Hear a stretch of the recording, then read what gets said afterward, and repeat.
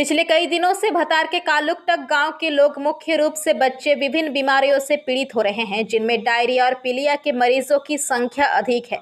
गांव के लोगों ने बताया कि लगभग 70 लोग इससे प्रभावित हुए हैं। दूसरी ओर इसको लेकर कल आशा कार्यकर्ताओं ने गांव में सर्वे किया। सोमवार को भी स्वास्थ्य कर्मी ऐसे लेकर गांव में डटे रहे। मरीजों में 3 को पीलिया के कारण बर्धमान मेडिकल कॉलेज व अस्पताल में भर्ती कराया गया है। इधर एक साथ इतनी संख्या में लोगों के बीमार होने से गांव के लोग भयभीत हैं। हालांकि गांव के लोगों का दावा है कि स्वास्थ्य विभाग के लोग तो आए, लेकिन पीएचई प्रोजेक्ट का कोई अधिकारी गांव नहीं आया। फिलहाल गांव में अभी भी काफी संख्या में लोग बीमार हैं।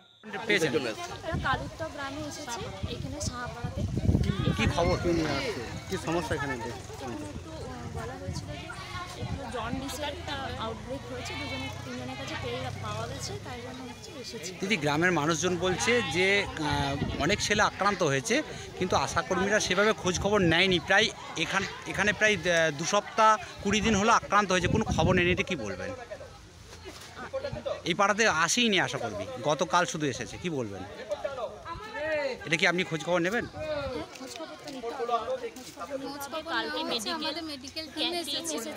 দিদি, আশাকর্মীদের ভিজিটটা কিরকম রয়েছে? গ্রামে কিভাবে ভিজিট করেন ওনারা? এখন আসলে এলসিডিসি প্রোগ্রাম চলছে, তো লেপ্রোসি প্রায় দিনই আসে।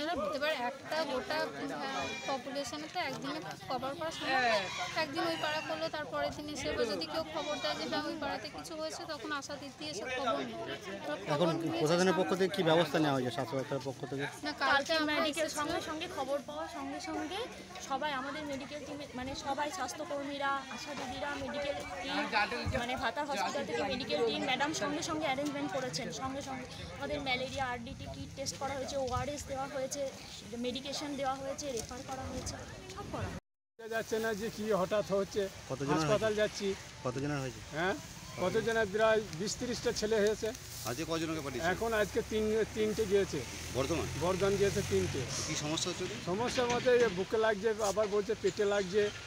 হ্যাঁ, কিসে থেকে হচ্ছে মনে হচ্ছে?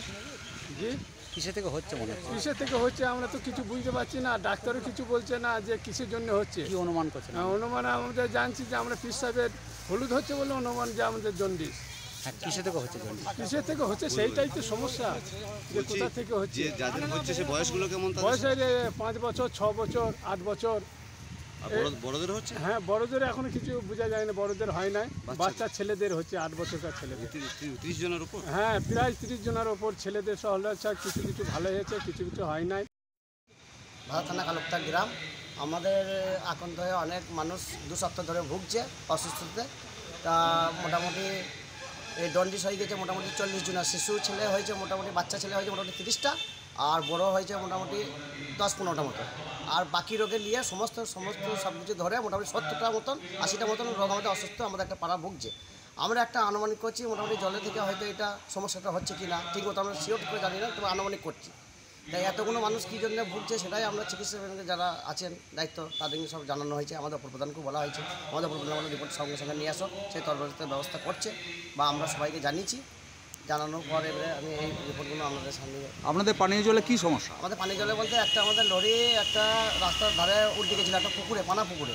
কিন্তু সেই পাইপটা কিন্তু এখনও পর্যন্ত বাগানো হয়নি, কিন্তু পচা পানি, সেই পুকুরে পানিও ব্যবহার হয় না। আমার মনে হচ্ছে সেই পানি মনে হয় উঠছে, তো ওটি মনে হয় তো এরকম ঘটনা হয়তো ঘটছে। কতদিন ধরে পানীয় জলে পাইপটা ফেটে গেছে? আজকে মোটামুটি তাও 2-3 বছর হয়ে গেল, না 2 বছর 3 বছর।